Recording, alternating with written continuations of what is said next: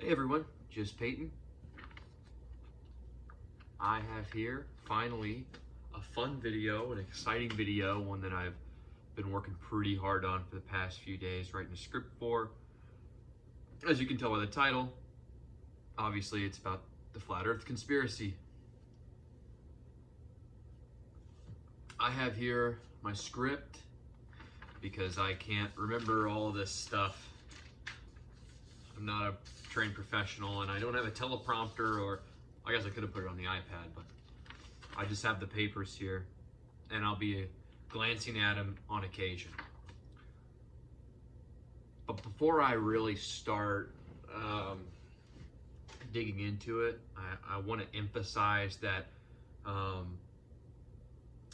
if you're somebody who believes the Earth is flat, I mean no insult or anything like that. I'm not trying to insult anybody, and I try my best not to come off as hostile or aggressive towards that viewpoint. I just want to share information. That's all.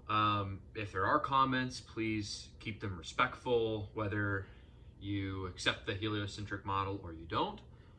Please be respectful in the comments. Without further ado, let's get into this. Before I really talk about flat Earth theory, I think it would be best to start with why we believe the things that we believe. To start, I think that conspiratorial thinking, at least like mild conspiratorial thinking, is actually healthy. I don't think that when somebody tells you something, like if a friend tells you something, or even if like an authority figure, like a parent or a guardian or a teacher tells you something, you should necessarily accept it at face value 100% just because someone has told you something. I respect skepticism, and I preach skepticism. I think skepticism, preach was probably the wrong word, but I endorse skepticism. I think skepticism is incredibly important for a functioning, healthy mind. And so to be skeptical of things is actually great. But the problem is, you go from being mildly conspiratorial or mildly skeptical, and you have like this bell curve, right? Where you have all the people all the way at the very end who are just completely askeptical, and they'll just accept anything anybody tells them. Very small percentage of the population. And then you have the rest of the bell curve, which is like most people. And then you have the other end, and that's people who are extremely to a point where it's frankly unhealthy. And so the issue with things like flat Earth, well, it is a conspiracy. It's been debunked in multiple ways, countless times, and you can prove that the Earth is a globe in your own house using physics. It's a fact that the Earth is a globe, and because the evidence is so abundant, it's so clear that the Earth is a globe, it's really surprising to a lot of people, and myself included, that there are such a large group of people. I say large, but it's not like an insane amount of people, but there's like, I don't know, on Facebook, for instance, the Facebook page, the Flat Earth Facebook page has, I think, like 130,000 members last time I checked, which was surprising to me. I thought it would have been way less. But anyway, if it's a fact that the Earth is a globe, and we have all this evidence, why do people still believe that it's flat? Well, I think the people who think it's flat are on this end of the bell curve, where they're incredibly conspiratorial. And I think if you look, especially at that Facebook page, but if you look at most people who are flat earthers, they also subscribe to many other conspiracy theories. Like a lot of them are anti-vaccine or anti-mask, or they think 9/11 didn't really happen, or that it was an inside job, or these all usually go hand in hand. And you have people who are flat earthers who also grab on all these other conspiracies. And so these are people who are obviously incredibly conspiratorial. And I think Christopher French put it really nicely. He's a psychology professor at Goldsmith University of London. He said, and I quote, "Although conspiracy beliefs can occasionally be based on a rational analysis of the evidence, Most of the time, they're not. As a species, one of our greatest strengths is our ability to find meaningful patterns in the world around us and to make casual inferences. We sometimes, however, see patterns and casual connections that are not there, especially when we feel that events are beyond our control. I think what he says there is really interesting, especially the bit about pattern-seeking behavior. Humans are pattern-seeking mammals. And if you want proof of that, just look at inanimate objects. Humans always see faces where they're not there. In rocks, in the sides of buildings, in dumpsters, just everywhere. Nature scenes.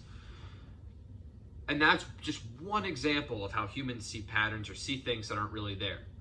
And on top of this pattern-seeking behavior, there's also something called confirmation bias, which pretty much everybody suffers from confirmation bias. It's just a matter of how you recognize it and counter it.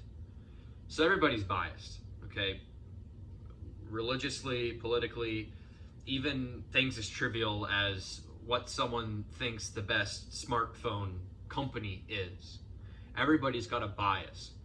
And when you have this bias, anytime you look at news or evidence, information, scientific literature, anything that supports your stance on something or your idea or your hypothesis, you're going to take that and you're going to accept it much, much more easily than if it had been a contradictory piece. So if I believe that Apple is the best smartphone company, and then I see a news article about Samsung phones blowing up, I don't look into the details. I'm not gonna see how many of them were actually exploding. I love Apple phones, and I see Samsung phones exploding, and I'm like, see, duh, Apple phones are the best. It's proof. Whereas if I was someone who loved Samsung phones and I saw the same thing, I would dig into that, try and find the facts to try and make my case that, oh, it's not a big deal, we can push this under the rug. This is a very dumbed, watered down explanation, but for the most part, that's how it works. You want to pick out the evidence that supports your claim, and then you want to disregard the evidence that's contradictory. And then this brings me to my next point relating to confirmation bias. It seems to me that most of the flat earthers in that Facebook group, and the ones that I've known personally, I've known a couple, are religious, specifically Christian. I'm not saying all flat earthers are Christians. I'm sure there's atheist ones and Muslim ones, but it seems to me that most of them are Christian. And to me, this makes sense because there are quite a few verses of the Bible that allude to the shape of the earth, and that is not a spherical shape. It talks about earth being, the earth is referred to multiple times in multiple books like Revelation and Isaiah, for instance, where it talks about the earth having four corners, as if it were a square or a flat plane or two-dimensional.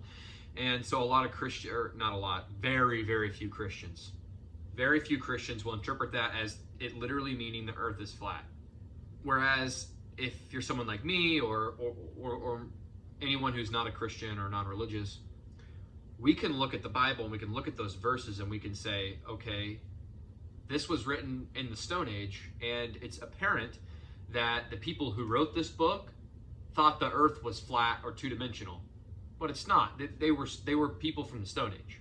If you're interested in the Bible verses that talk about earth being flat, I'll start putting them up in one of these corners so you can read them for yourself. I'll use the New Living Translation or English Standard or something like that, just because it's a lot easier for the lay person to read. King James is a little out there. It was translated hundreds of years ago. But I just want to emphasize, I'm not jabbing religious people. In fact, I would be willing to say that well over 99% of Christians think the earth is spherical, okay? It's a very small minority, but of that small minority make up most of the flat earthers. From what I have seen, I may be wrong, but I'm not trying to jab religious beliefs. What I want to point out is that people who are very spiritual, people who are very religious, typically are more likely to jump to a supernatural or irrational conclusion about nature or about the world. There are some religions that are secular, and this is not the case. They don't believe in the supernatural, but a vast majority of especially the popular world religions, do believe in the supernatural, and they believe in magic. And so when you believe in magic and you're prone to magical thinking or supernatural thinking, you're more likely to jump to a conclusion when there's not enough evidence to jump to that conclusion. For instance, there is a large community of fundamentalist Christians who believe the earth to be somewhere around 6,000 years old. The only evidence for this is that the Bible says it, and because the Bible says it, they'll jump to that conclusion with no evidence, essentially. That would be an example. And that's what some of these flat earthers appear to be doing, with maybe some hodgepodge faux science examples that they think proves the earth is flat. And we'll get into those in a little bit. But just to take a side step from religion, I don't want to bring up religion too much in this topic because this is about flat earth. I want to talk about how we evolved as a species to actually jump to irrational conclusions rather than rational ones. And you can think of it like this. Let's set up a scenario in which it's dark outside. You can't see very well. It's moonlit. This was, thousands of years ago before electricity. You're walking on a dirt path on your way to your house. Civilization's on the left, and there is a forest on the right of this path. And while you're walking, you hear a rustling coming from the forest. Okay, well, the most obvious and rational explanation for that is, oh, there was a gust of wind and it caused the leaves in the trees to rustle, or the really tall grass to wave and rustle. It's just a gust. And that almost every time is the correct answer because that's the rational explanation. However, if you jump to an irrational conclusion, you may think something like, oh my God, there's a giant man-eating lion in the forest there, or some kind of ferocious predator that's going to kill me. And that's very irrational, but 999 times out of 1,000, the rational person is right.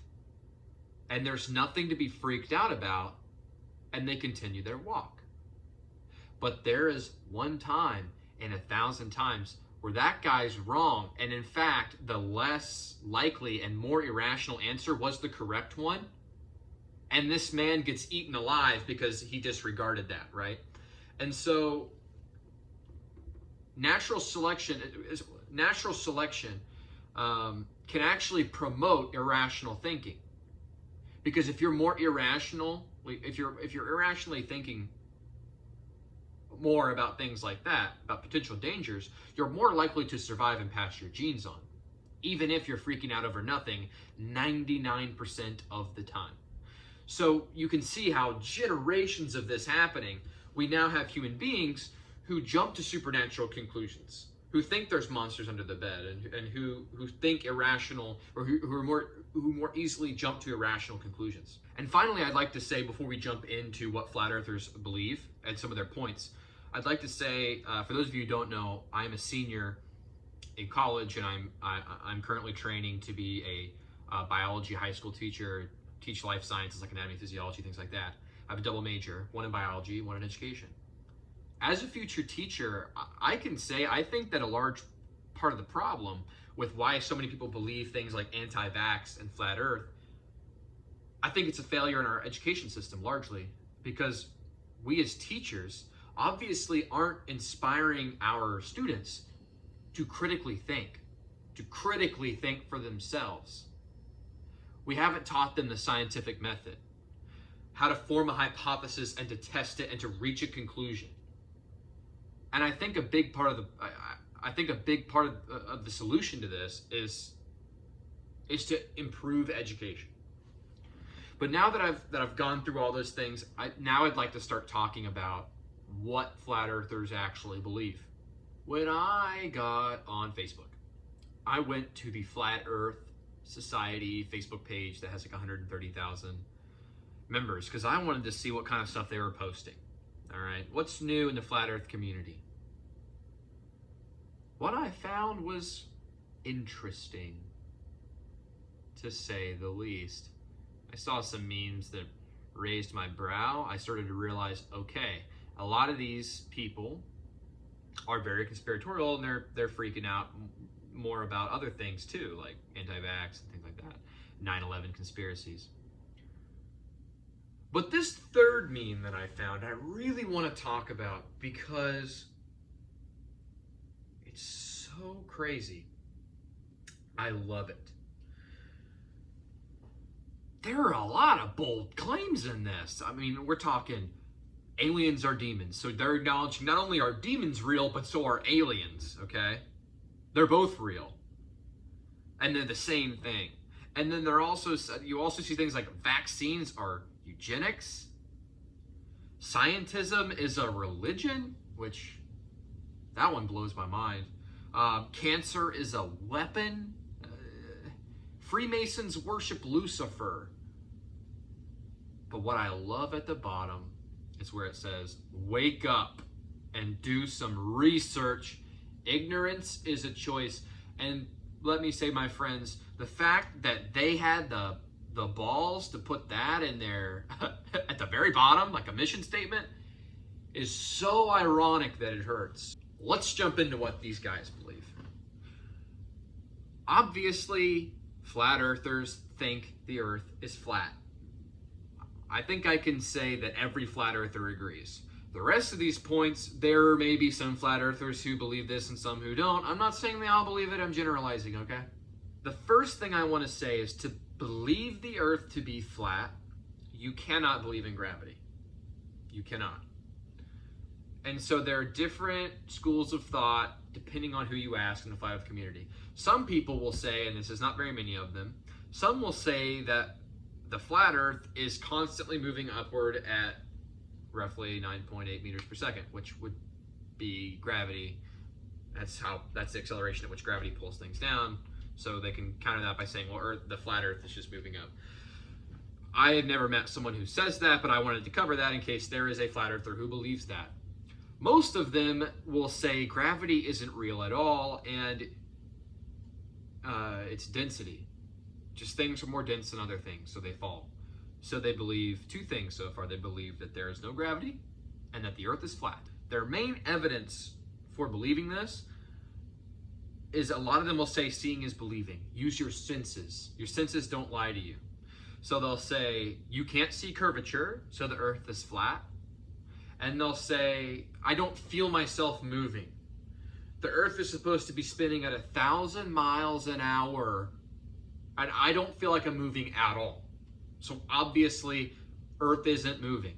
This is another point of theirs. I saw an interesting rebuttal to the idea of earth spinning at 1,000 miles an hour. Someone said, okay, well, if the earth was actually spinning, why couldn't you get in a helicopter and fly up pretty high and then wait for the earth to move under you and then fly back down and land at your destination? And I'll get into I'll rebut all of their things at the end. I'm just talking about all the things they believe right now. Some of these flat earthers will also say that if the earth was a globe, how does the water stick to it? It should just fall right off. What I thought was interesting is what they think about satellites, because some of them will tell you they're just flat out not real, and then some will tell you they are real.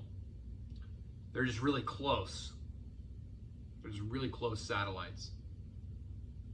Both of which make no sense, and I'll explain that later. And the cherry on top of the cake is the fact that they believe that the earth, the flat earth, is surrounded by a disk, not a disk, is surrounded by a giant wall of ice. And that is what Antarctica is. It's a giant ice wall all the way around the planet. And it's hundreds of feet high. And nobody's seen it. And there's a treaty that keeps everybody from going there, except for research purposes. That's how they keep you out.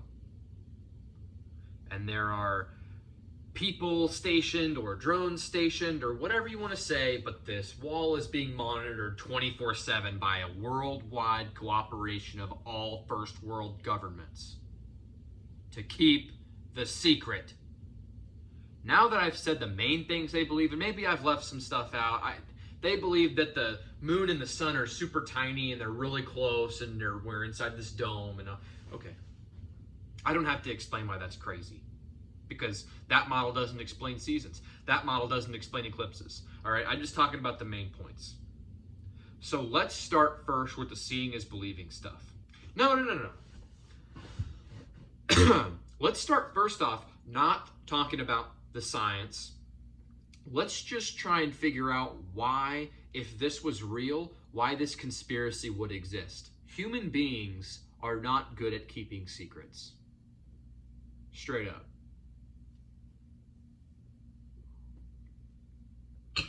If this was real, there would be thousands of people who knew that the earth was flat. Maybe not everybody at NASA knows, but certainly the administration would have to know, like the high-ups at NASA would have to know. The president would have to know. The people high up in his administration would have to know. And this would be the case for every space agency, national space agency, for every country. So every leader of every country with every space force in every country, everyone, they all know, and it hasn't leaked. If Hillary Clinton's emails can get leaked, certainly Flat Earth would be leaked by now. But it's not. And that's assuming there's a reason to keep it hidden, because they also say that, I don't know, why, okay, why would this even be a big deal? Is it because Big Globe is making too much money selling globe models to these sheep at schools? No, that makes no sense. Because these Big Globe could just they could be Big Flat Earth, Big Disc, and make disc models for schools. It makes no sense. So obviously there's no money gain. A lot of them will say, well, okay, they want to keep you mind controlled. The government is trying to control you as best it can. And in the mind of a flat earther, the best way to control somebody is to lie to them about the shape of our planet. I'm just ignorant, or my mind can't comprehend this, but I don't understand the link between government controlling our thoughts and us not knowing the shape of the planet, or us thinking we know it but we really don't. I feel like there would be far better ways to control a population. I'd also like to point out that I have had two friends personally that were flat earthers. And what I thought was interesting is, okay, first of all, 2 is a terrible sample size, all right? It's a horrible sample size, I'll admit. But neither one of them had a physics class at college. They both went to college, but they never took a physics class.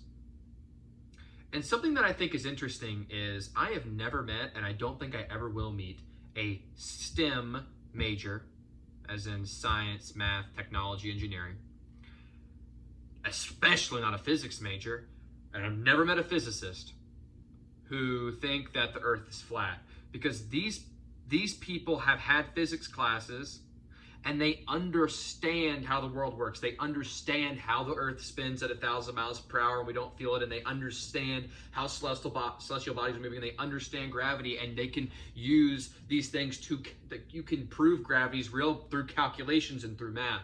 Now, here's the deal. I'm now going to get into the things that they believe, and I'm going to debunk them. I'm going to start with the seeing is believing idea. I 100% agree with flat earthers that you should always research things yourself and look for the evidence and come to your own conclusion. And that's the only thing I agree with them on. Here's the thing with flat earth. A successful hypothesis should be able to be replicated and tested by anybody who attempts it for it to be true, assuming they have the same materials that the original scientists did when they performed the experiment. And this is something that Flat Earth does not understand. Their big argument is curvature. I can't see curvature. I stand on a tall building, I can't see curvature. I'm flying in an airplane, I can't see curvature, and I'm standing on the ground and I can't see curvature. That's like one of their huge arguments. That's the seeing part of seeing is believing. Use your eyes. Your eyes tell you Earth is flat, and so it's flat. Let's imagine a scenario where you get on a very small canoe and you sit in the ocean or in a huge lake, and all you see all the way around you is just water, and it's calm, so there's no waves, so you can see the full view distance. The full view distance. Our viewing distance is about 4.7 kilometers. 4.7 kilometers. Earth's diameter is 12,756 kilometers. 4.7 kilometers is 0.037% of Earth's diameter. 0.037%. It's going to look flat. It's a fraction of a percentage of the surface. It's going to look flat. I don't understand why just because you can't see curvature means it's not. If you took an orange and you cut a slice out this way, and so now you have a slice of an orange, and then you took the rind and you cut out 0.037%, the piece of the rind, and you laid it on the table, it would look flat. Because the Earth is so massive and we're so small. Another big point is that they think the Earth is motionless because they don't feel motion. And this is the easiest thing to debunk ever. If you get in a car and you set your cruise control for 60 miles an hour, 60 miles an hour, once your car's done accelerating and it has hit 60 miles an hour and it stays 60 miles an hour, if you drive on a straight road with no turns, you're moving at 60 miles an hour, but it feels completely motionless. So does this mean that the car's not moving? Obviously not. You can see with your eyes objects passing by. You can tell by looking that you're in motion, even though you can't feel it. And I'll take you one step further. Let's say we're driving a truck and there's a truck driving behind us. Both of these have their open truck beds, and I have a friend in my truck bed while I'm driving 60 miles an hour. My friend takes a ball. He throws it to the truck behind him. The guy in the truck bed catches it. Why didn't his hand break? Why didn't his hand shatter? He threw that thing at 60 miles an hour. This guy's not holding a glove. It felt like a softball toss. Better yet, if it was just me in the truck and I had just the friend in the back, he could lay down in the bed of the truck and toss the ball up, and it'll come straight back down to him. Try this at home. Carefully, please. Don't go 60 miles an hour. Go 10 miles an hour down your street or something in a safe, okay, maybe you shouldn't try this now. But there are videos of people doing this. The car's moving incredibly fast, and you toss the ball up, and it comes straight back down. Well, why? Why didn't the ball move up and the car fly out from under it, and then it come down and hit the ground? Because the ball is moving at 60 miles an hour this way as it goes up and down. And that's the same thing that happens if you get in a helicopter and go up off the Earth a little bit. It's not magically going to fly out from under you, because you're still moving at 1,000 miles an hour with the Earth as it rotates. So just because you can't feel motion doesn't mean it's real. And as far as the point that I made earlier about how we can tell it's moving because we can see things moving in the night sky, that's why the sun and the moon rise and set, because we're rotating around them. They're moving because we're moving.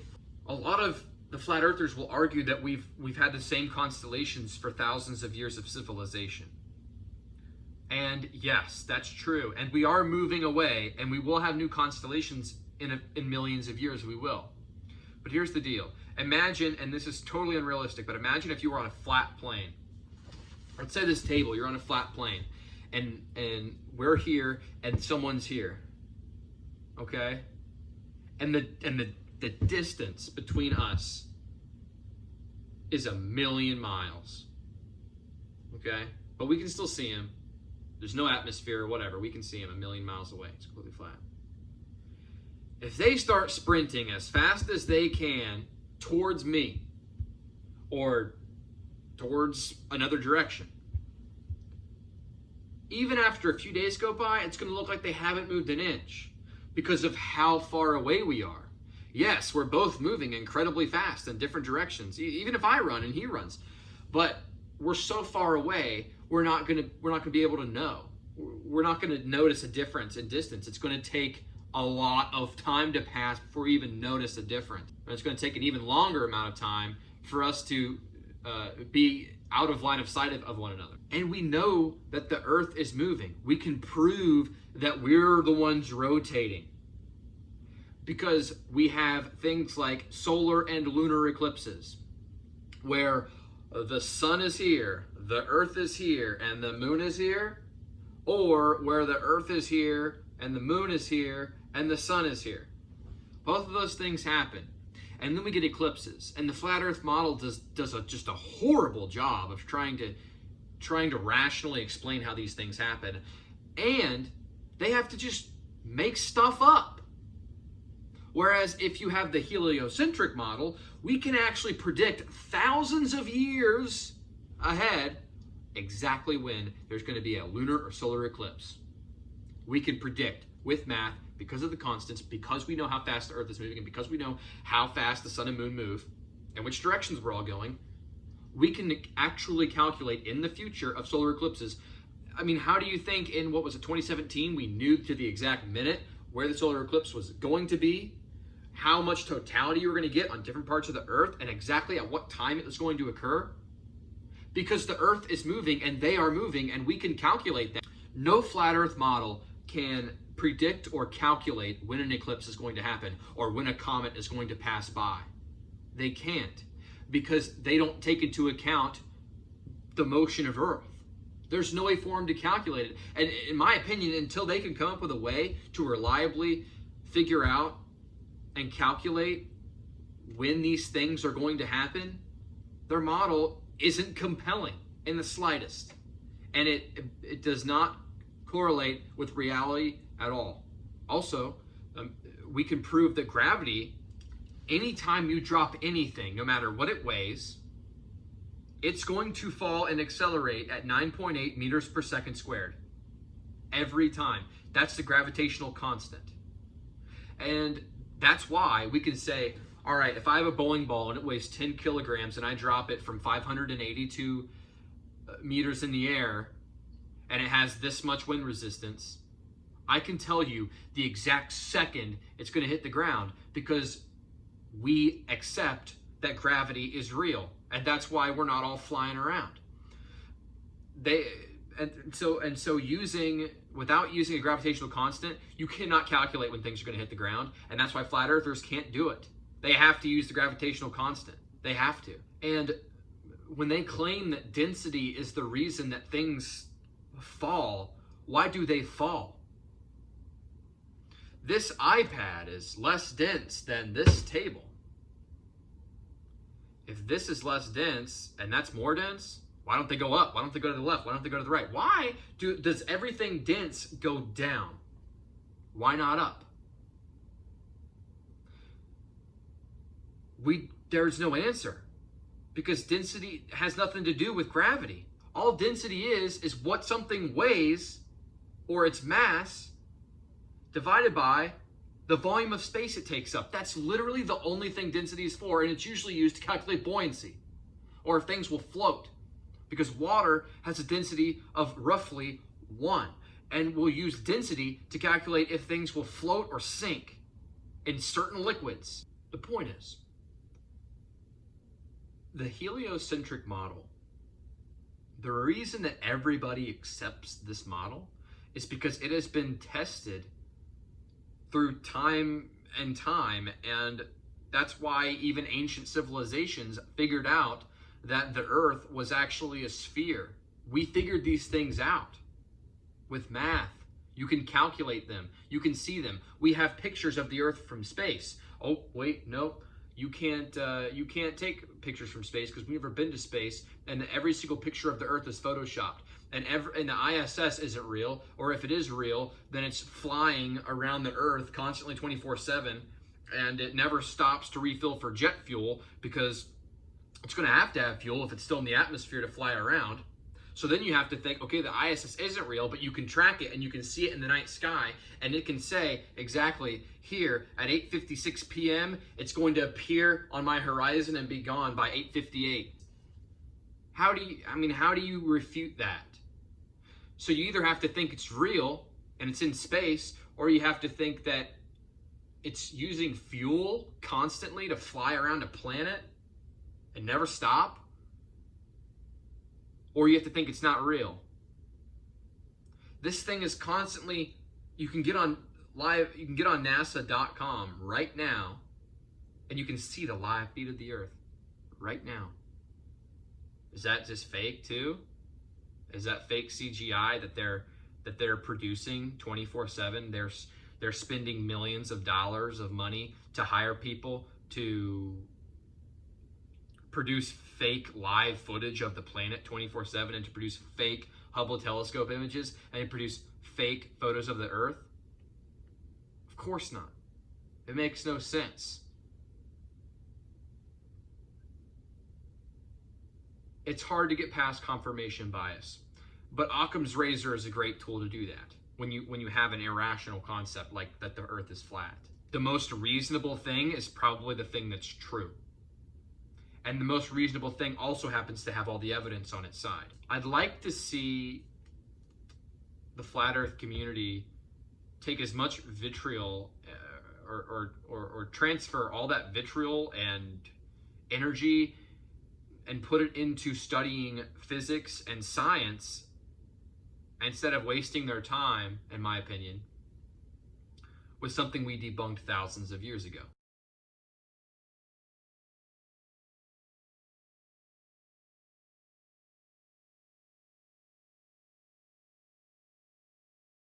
I'd like to end this, it kind of turned into a rant, and I apologize.